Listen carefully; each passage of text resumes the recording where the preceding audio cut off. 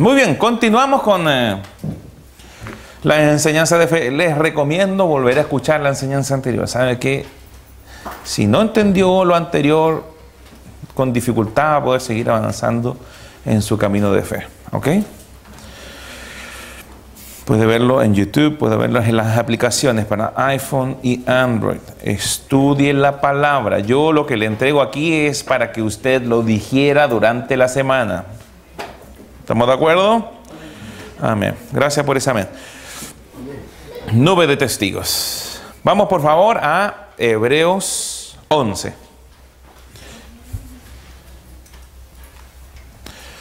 Para hablar de fe con dificultad, usted puede dejar de citar la carta a los Hebreos. Sobre todo el capítulo 11, conocido como el hall de la fe. En vez del hall de la fama, este es el hall de la fe. Hebreos 11:2 dice: por ella alcanzaron buen testimonio los antiguos. Todo lo anterior lo he tratado. ¿Qué es todo lo anterior? Hebreos 11:1.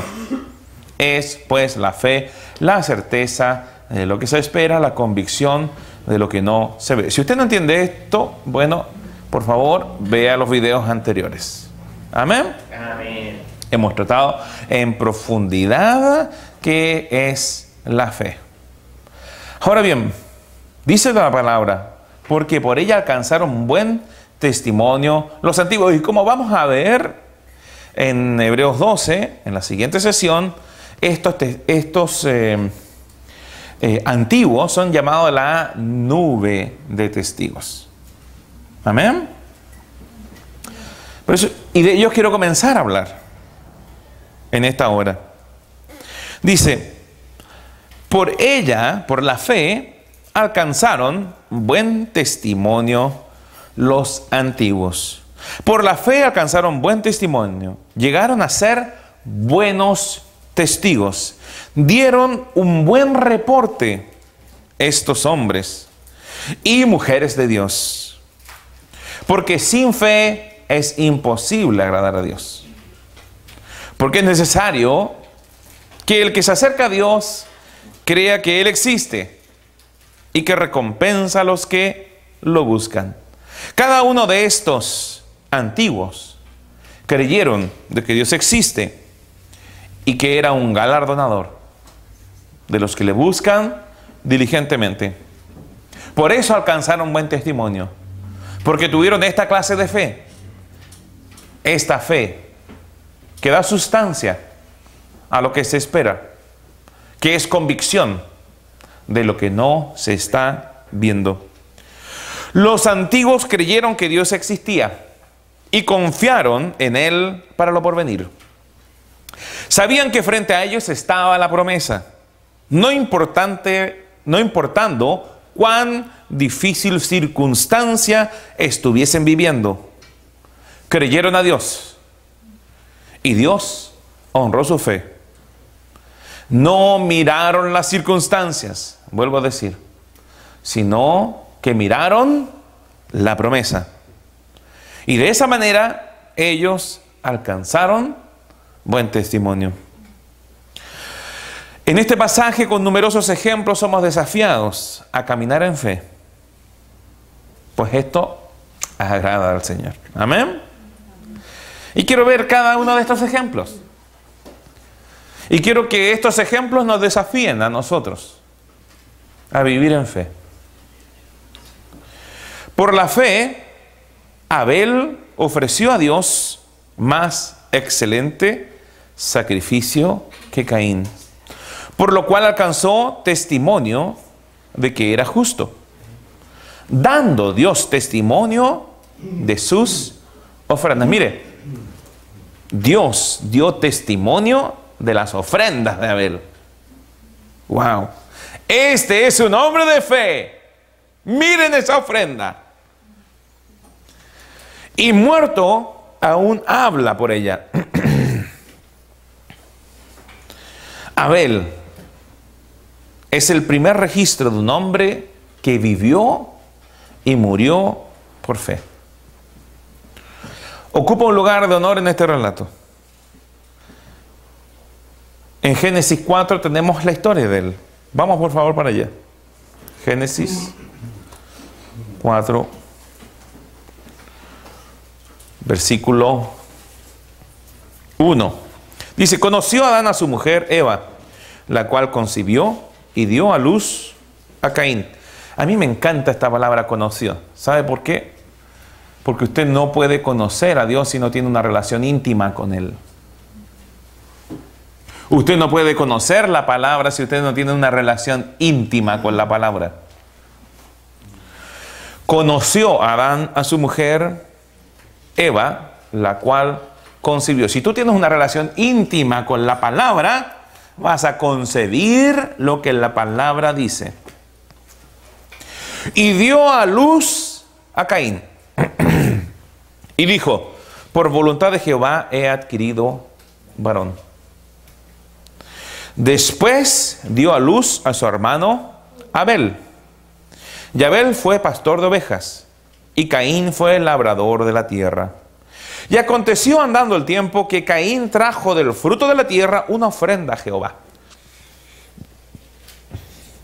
Y Abel trajo también de los primogénitos de sus ovejas, de lo más gordo de ellas. Y miró Jehová con agrado a Abel y a su ofrenda, pero no miró con agrado a Caín y a la ofrenda suya. Y se ensañó Caín en gran manera y decayó su semblante. Entonces Jehová dijo a Caín, ¿por qué te has ensañado? ¿Y por qué ha decaído tu semblante? Si bien hicieres, ¿no serás enaltecido? Y si no hicieres bien, el pecado está a la puerta. Con todo esto, a ti será su deseo, y tú te enseñorearás de él. Y dijo Caín a su hermano Abel, salgamos al campo.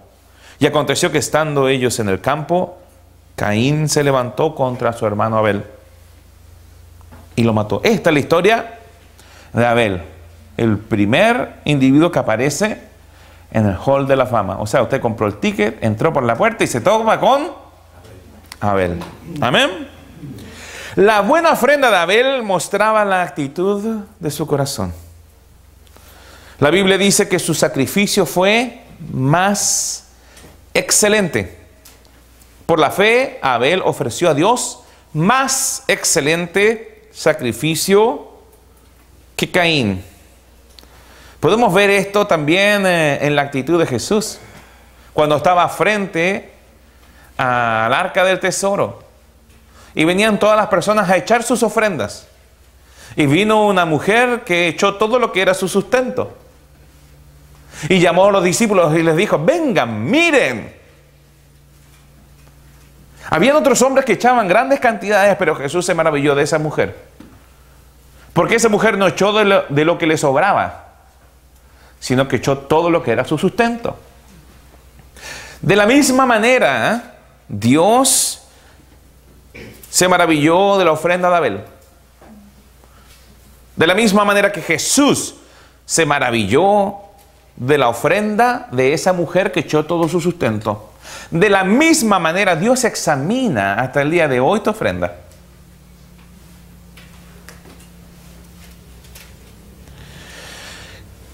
Su sacrificio fue más excelente. Abel presentó un sacrificio de expiación. Trajo de los primogénitos, de las primicias. No solo trajo lo primero, sino que lo más gordo, lo mejor. Lo dice la palabra, ¿no? Dice, y Abel trajo también de los primogénitos de sus ovejas. O sea, trajo primicias. ¿Trajo una? No, dice, trajo de los primogénitos. No trajo solo una. De sus ovejas. De lo más gordo de ellas. O sea, no solo de lo primero, sino que trajo también de lo mejor. Y miró Jehová con agrado a Abel y su ofrenda. Abel tenía confianza también en el sacrificio y derramamiento de sangre como método de expiar los pecados. No solo era dadivoso, sino que también operaba conforme a la manera que Dios había establecido para cubrir los pecados. Amén. Definitivamente una figura del Cordero de Dios que quitaría los pecados del mundo. Caín, por su parte, llevó solo una ofrenda de acción de gracias, el fruto de la tierra. El fruto de la tierra no podía expiar pecados. El fruto de la tierra no era para eso. Lo llevó en incredulidad. Digo que lo llevó en incredulidad porque no reconoció primeramente su necesidad de que sus pecados fueran cubiertos. O sea, no reconocía su pecado. Tampoco reconoció su necesidad de expiación. Porque no podemos decir, bueno, Dios le enseñó a Abel y a Caín no. Dios se relacionaba con Caín y Abel normalmente. Muchos piensan de que después de que el hombre fue sacado de Edén, Dios dejó de relacionarse con él. Y no es así. De lo contrario, cuando Dios le pregunta a Caín, ¿dónde está tu hermano? Se habría asustado Caín. Pero su reacción es de lo más común y corriente, como que alguien se topa con su papá o con su mamá. ¿Acaso soy yo guarda de mi hermano?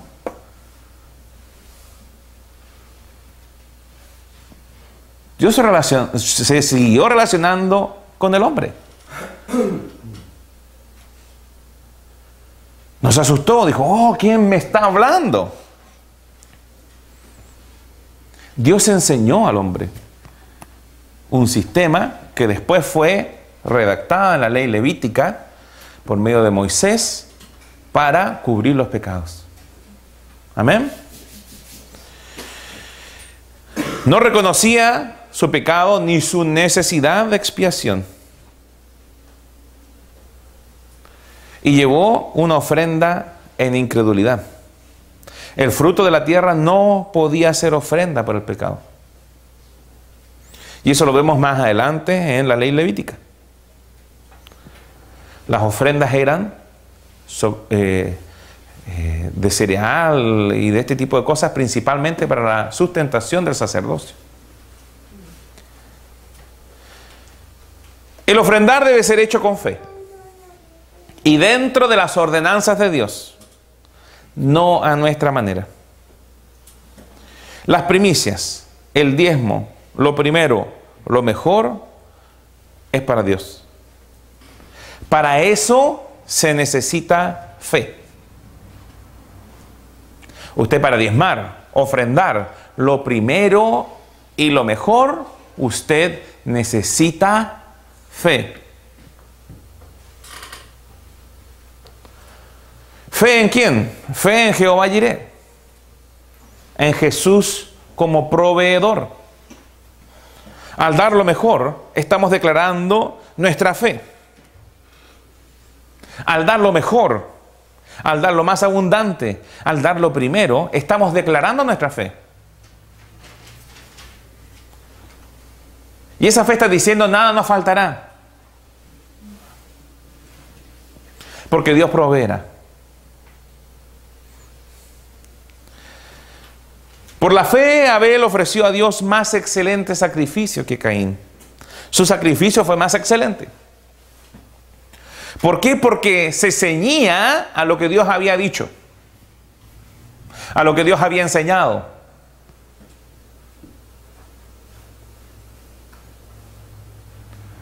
Como primero, porque era más abundante. Allí la palabra excelente significa un más abundante, una mayor cantidad, una mejor calidad, un sacrificio superior. Excelente. Allí la palabra es pleión, que en hebreo significa excelente, más abundante y de mejor calidad. Entonces era excelente porque primeramente se ceñía a lo que Dios había establecido.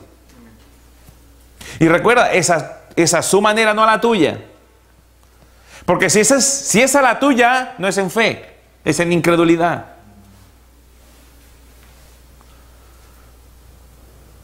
No, es que yo lo hago así y el Señor me comprende. No. Dios no se agrada en tu ofrenda. Dios no se agrada en tu diezmo. Dios no se agrada en lo que tú estás haciendo. Lo lamento. Porque no es a tu manera. Es a la manera que Dios establece. Amén. Y segundo, fue más excelente porque fue uno de mejor calidad, uno superior, uno más abundante, uno de mayor cantidad.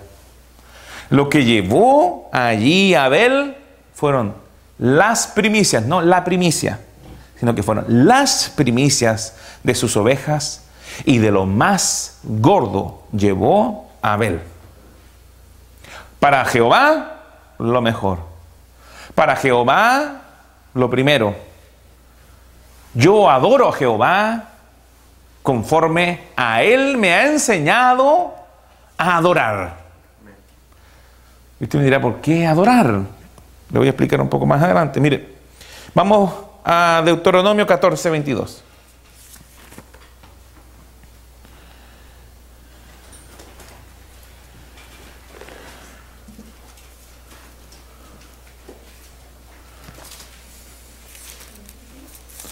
...14... 22... dice así: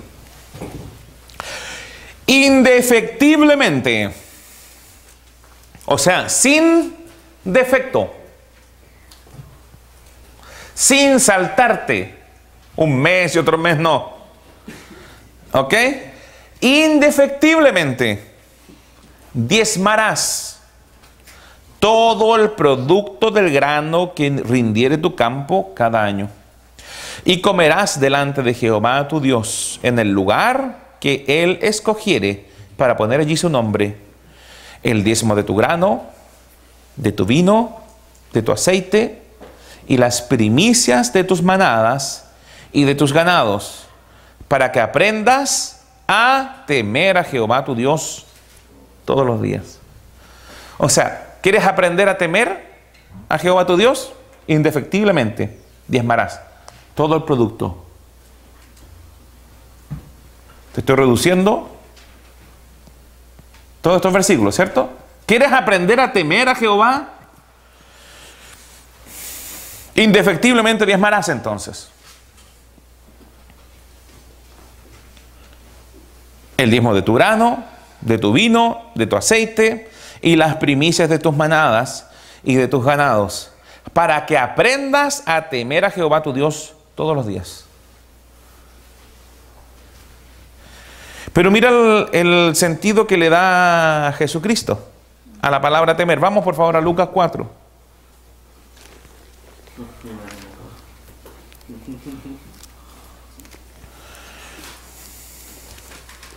Lucas 4, versículo 8 dice así: respondiendo Jesús a Satanás le dijo: vete de mí, Satanás, porque escrito está, al Señor tu Dios adorarás y solo a Él servirás.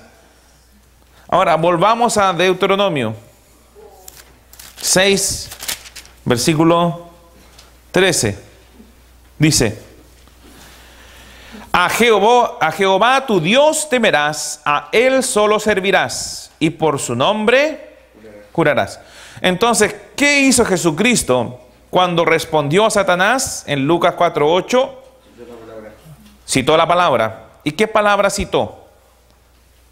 Deuteronomio 6:13. Pero mira lo que dice Deuteronomio 6:13. Dice: a Jehová tu Dios temerás, y a Él solo servirás. ¿Y qué dice Jesús? Al Señor tu Dios adorarás, y solo a Él servirás.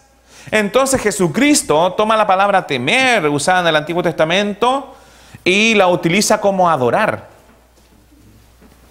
en el Nuevo Testamento. Las citas son las mismas, pero Jesús le da el correcto uso a la palabra temer del Antiguo Testamento en el Nuevo. ¿Captó usted esto, no? Sí. Amén. Entonces, indefectiblemente diezmarás para que aprendas a adorar a Jehová tu Dios Todos los días. Aleluya. Entonces, ¿qué estaba haciendo Abel? Abel estaba adorando a Dios. Pero a Dios usted no le puede adorar a su manera. Dios establece la manera en que tú le has de adorar. Y este es uno de los mayores problemas. Las personas pidiéndole a Dios que se conformen a su creencia, en vez de cambiar su creencia a lo que Dios está diciendo.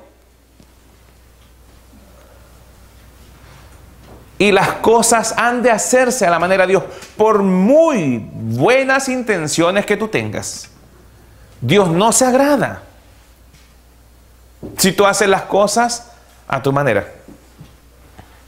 En una oportunidad el arca de Jehová iba a caerse.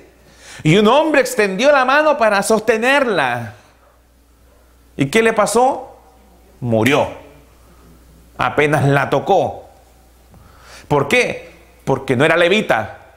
Porque no se llevaba conforme a las ordenanzas de Jehová. Para eso el Señor había mandado colocar argollas a los lados del arca para que pasasen barras de madera y los levitas las llevaran a pie, no sobre el buey que iban.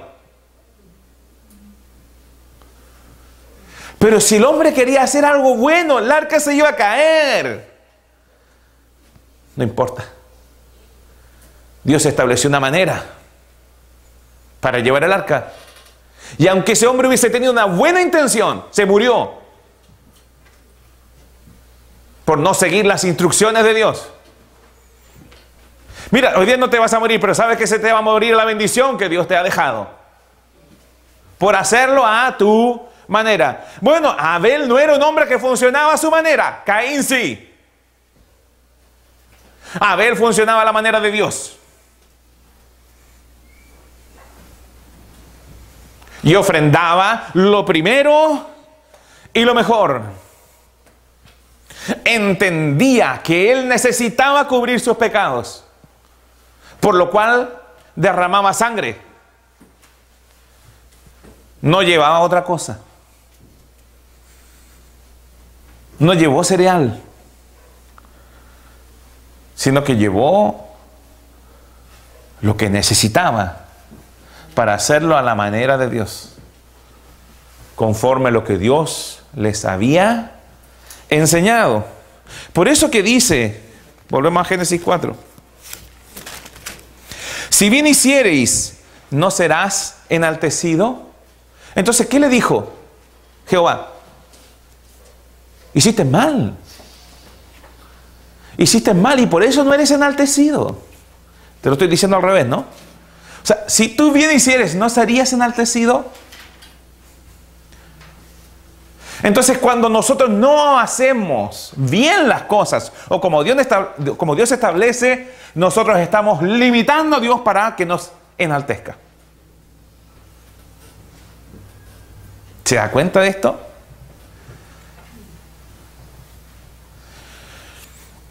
Si bien hiciereis, no seríais o no serás enaltecido.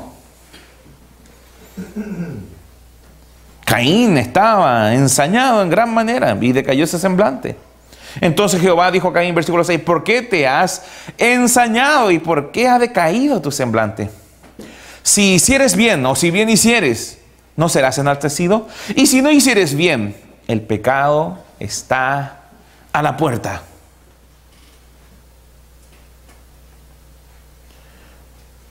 Con todo esto, a ti será su deseo. Con todo esto, el pecado te desea, está a la puerta. Y tú te debes enseñorear de él, y tú te enseñorearás de él. Y tú debes enseñorearte de él. O sea, tú debes gobernar el pecado. Tú debes controlar esa voluntad pecaminosa, le está diciendo. Porque el pecado está a la puerta. Porque si tú no haces bien, el pecado está a la puerta.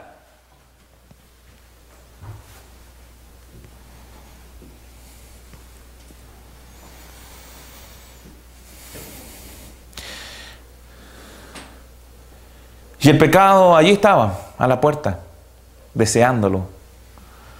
¿Y qué hizo él? No se enseñoreó del pecado y se entregó al pecado. Y dijo Caín a su hermano: salgamos al campo, vamos a comprar volantín. Y aconteció que estando ellos en el campo, Caín se levantó contra su hermano Abel y lo mató. Hebreos 12:24 dice: Jesús, mediador del nuevo pacto. Nos habemos acercado a Jesús, mediador del nuevo pacto, y a la sangre rociada, que habla mejor que la de Abel. ¿Sabe por qué habla mejor que la de Abel? Porque la de Abel clamaba por justicia, venganza, y la de Jesús clama por misericordia y perdón. Es justo y digno honrar al Señor con las primicias de nuestros bienes. Necesitamos la sangre del Cordero. Fue por esto, porque presentó un más excelente sacrificio a la manera de Dios, y reconociendo su necesidad de que su pecado fuera cubierto, que alcanzó el testimonio, o dio testimonio de ser justo por la obra de su fe. Esta es una fe que adora y opera en los términos que Dios ha establecido. Este es el creyente Abel, el primer integrante del hall de la fama. Y continúa Hebreos y dice: por la fe Enoc fue traspuesto para no ver muerte, y no fue hallado, porque lo traspuso Dios.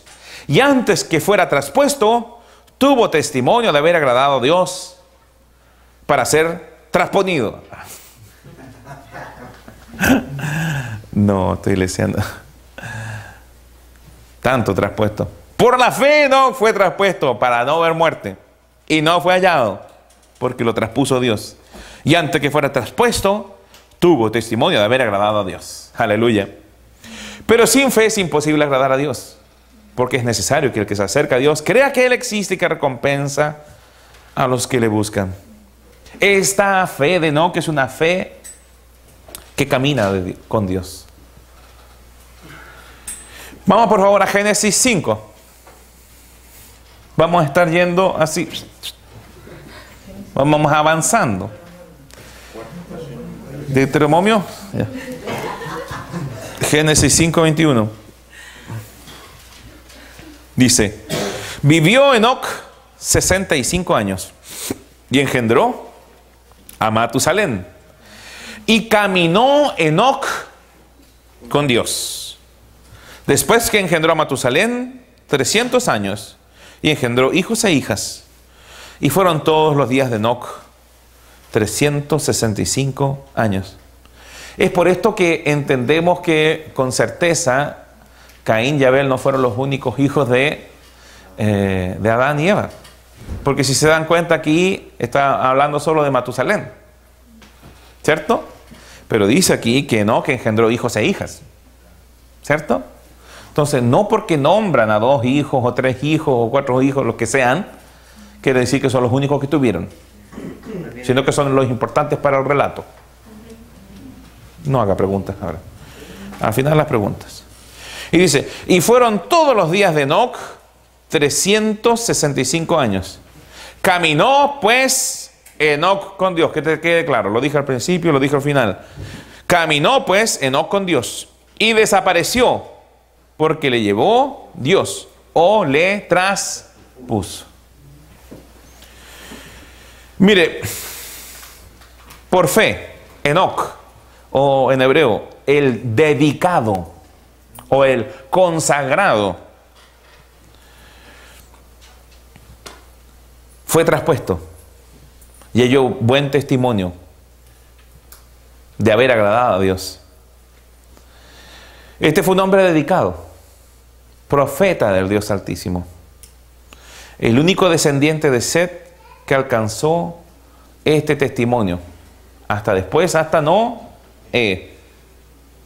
Judas habla de Enoc. Judas 1:14 dice: de estos también profetizó Enoc, séptimo desde Adán, diciendo: he aquí vino el Señor con sus santas decenas de millares. Aquí entonces está citando una profecía de Enoc, el libro de Judas. ¿Se da cuenta? Entonces podemos ver que este hombre era un profeta. Amén.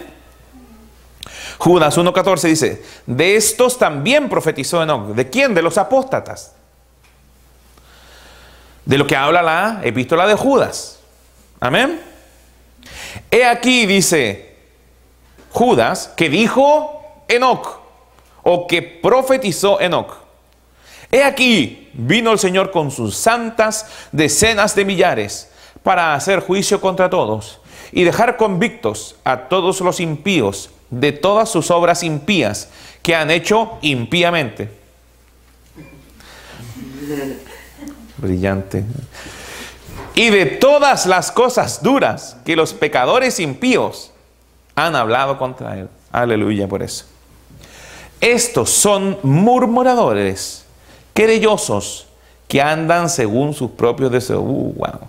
Murmuradores, querellosos, que andan según sus propios deseos, cuya boca habla cosas infladas, adulando a las personas para sacar provecho.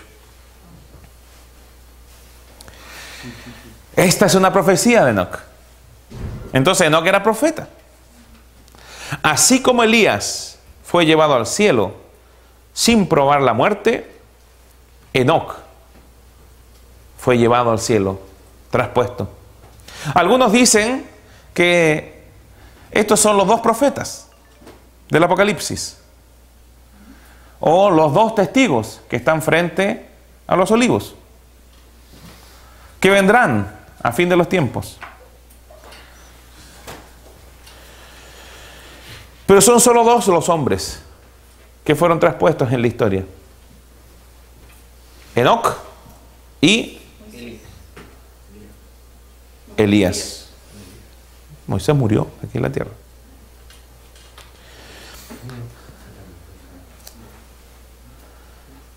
Ahora es interesante porque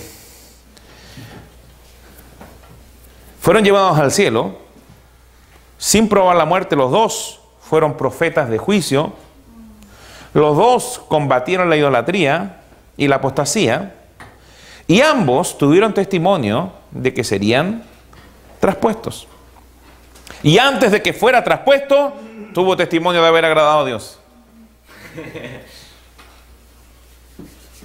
Antes de que fuera traspuesto, tuvo testimonio. Este Enoc caminó con Dios. Estuve estudiando qué significaba la palabra caminó con Dios para poder comprender a qué se refería. Ya entiendo que es profeta. Amén. O sea, escuchaba de Dios. Y el caminó con Dios significa que continuamente conversaba con Dios. Seguía a Dios. Porque yo no le voy a decir: Señor, ¿sabes que el camino es por aquí? No, no, yo tengo que seguir a Dios. Él conversaba con Dios, seguía a Dios, crecía junto a Dios, moría a sí mismo para caminar con Dios. Caminar con Dios es esto: es continuamente conversar con Dios, es seguir a Dios, no decirle Dios sígueme, es seguir a Dios, es crecía junto a Dios, moría a sí mismo para caminar con Dios. Eso es caminar con Dios. Y fue llevado sin probar la muerte, fue traspuesto o fue transportado. ¿Qué aconteció con Elías? Descendió un carro de fuego, lo tomó y se lo llevó. Amén. Y permanece vivo ya 5.200 o más años. Wow, ese sí que está viejo, ¿no? Ahora, todo esto aconteció por la fe. no por vista. Amén. Todo esto aconteció por la fe. 2 Corintios 5:6 dice, así que vivimos confiados siempre. ¿Cuándo? Siempre. Aleluya. Y sabiendo que entre tanto que estamos en el cuerpo, estamos ausentes del Señor. Ausentes del Señor. ¿Por qué? Porque Él está traspuesto. Porque por fe andamos, no por vista. O sea, para que Enoc caminara con Dios, Enoc tuvo que caminar con Dios por fe. Enoc no veía a Dios. Si no, no podría haber tenido un testimonio en el hall de la fe. Así que usted tiene mayor facilidad para caminar con Dios que Enoc, porque Enoc no tenía un espíritu renacido. No tenía una nueva naturaleza, como usted y yo tenemos. Si Enoc caminó con Dios, sabe que usted puede caminar con Él.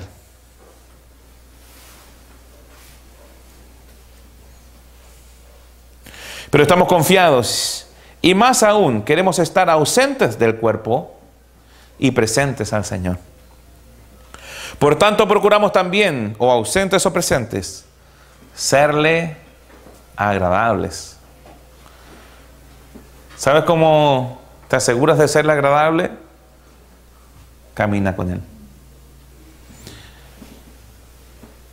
Continuamente conversa con Él. Síguele a Él. Sigue lo que Él dice. Sigue su palabra. Crece junto a Él. Crece muriendo a ti mismo para caminar con Él. Y no probarle la muerte.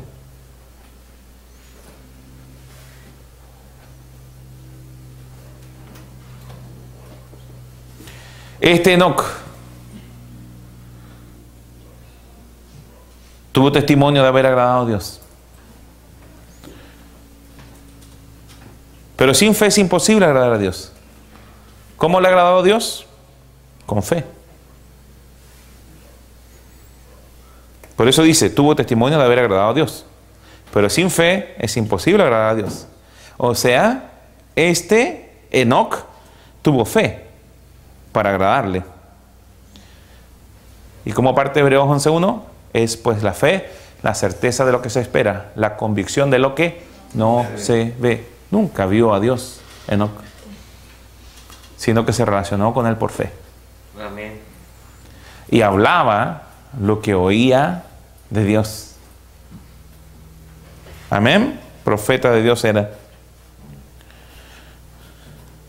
Porque es necesario que el que se acerca a Dios crea que Él existe y que recompensa a los que le buscan. Entonces este Enoc creía que Dios existía y que podía ser hallado y que Él iba a ser recompensado. Y le buscó hasta que caminó con Él. Amén.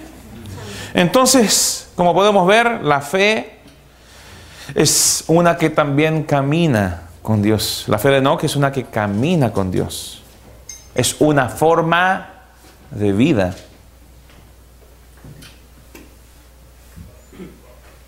Enoc moldeó su vida para poder caminar con Dios. No moldeó a Dios para que caminara con Él. La forma más burda de moldear a Dios para que camine contigo es tenerlo en una estampita en la billetera. Después existen varias variaciones que yo creo a mi manera. Esa es la más fea para mí. Amén. Y continúa la epístola de Hebreos diciendo así: por la fe Noé, cuando fue advertido por Dios acerca de cosas que aún no se veían, con temor preparó el arca en que su casa se salvaría.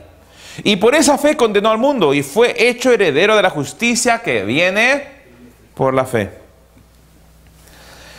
Como podemos ver aquí nuevamente, esta es una fe que no ve. Noé fue advertido por Dios acerca de cosas que aún no se veían. Y con temor o con actitud de adoración preparó el arca en que su casa se salvaría.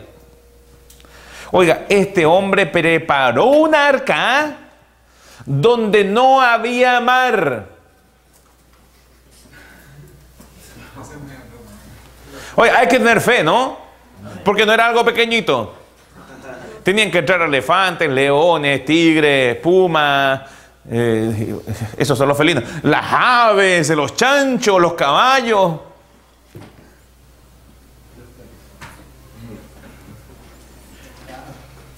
Para eso se necesita mucha fe.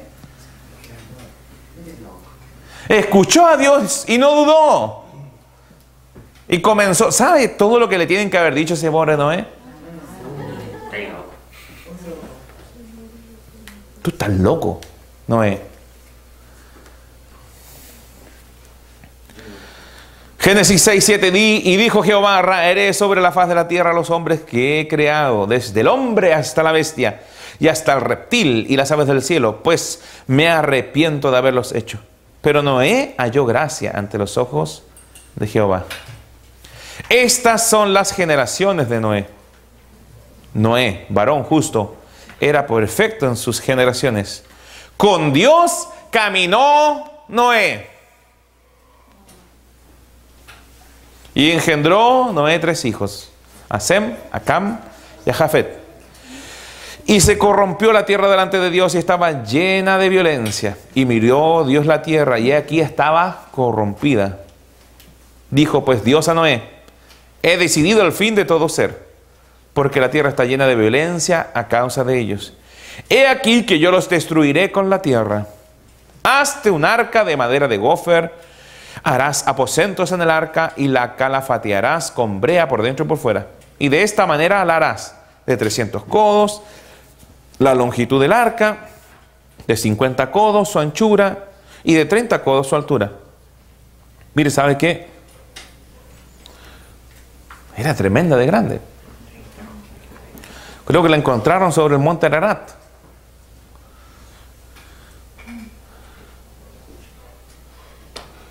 Segunda de Pedro 2:5 da testimonio de este Noé.